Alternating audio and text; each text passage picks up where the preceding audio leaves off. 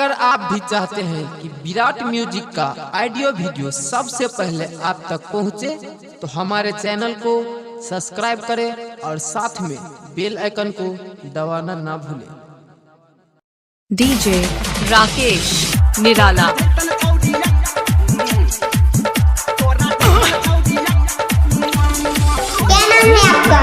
DJ Rakesh निराला, मदना बाजार। विराट music, Madna बाजार।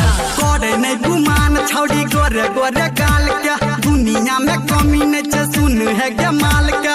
होटा बसा टाकेला भाटोज दै छियै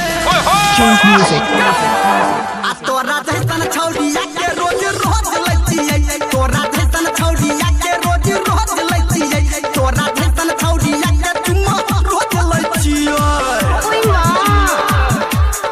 नंबर 1 डीजे। हमको कुछ बोले क्या? डीजे गुड्डू राज, क्या नाम है आपका? डीजे राकेश निराला। रंग बिरंग देखलिए सामान गे, तोरा बाद एले तोहरा के ध्यान गे गे हाँ हाँ। रंग बिरंग देखलिए सामान गे, तोरा बाद एले तोहरा के ध्यान गे। जे बहिता दे आई खोज ले छियै चेंज म्यूजिक। आ तोरा जैसन छौड़िया के रोज रोज लै छियै, तोरा जैसन छौड़िया के रोज रोज लै छियै, तोरा जैसन छौड़िया के चुम्मा रोज लै छियै। डीजे राकेश निराला। तोरा जैसन छौड़िया, तोरा जैसन छौड़िया के डीजे राकेश निराला।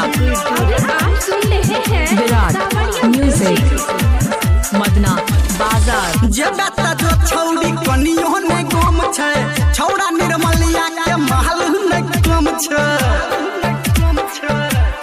हाँ हाँ, जब हिता जो छौड़ी कनियो ने गम छै, छौड़ा निर्मलिया के महल ने गम छै। राइटर सनी संगे लागल ही पता छियै चेंज म्यूजिक। आ तोरा जैसन छौड़िया के रोज रोज लै छियै, तोरा जैसन छौड़िया के रोज रोज लै छियै, क्या नाम है आपका? डीजे राकेश निराला।